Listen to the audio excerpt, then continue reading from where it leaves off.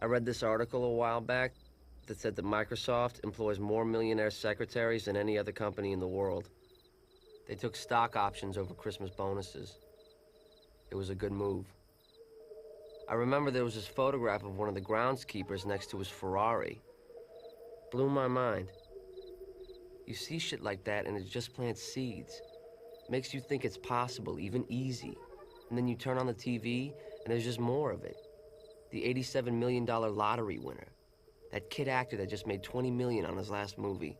That internet stock that shot through the roof. You could have made millions on it if you just got in early.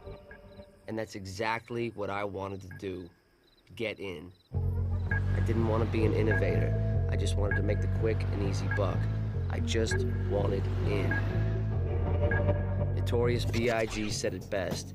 Either you're slinging crack rock or you got a wicked jump shot. Nobody wants to work for it anymore. There's no honor in taking that after-school job at Mickey D's. Honor's in the dollar, kid.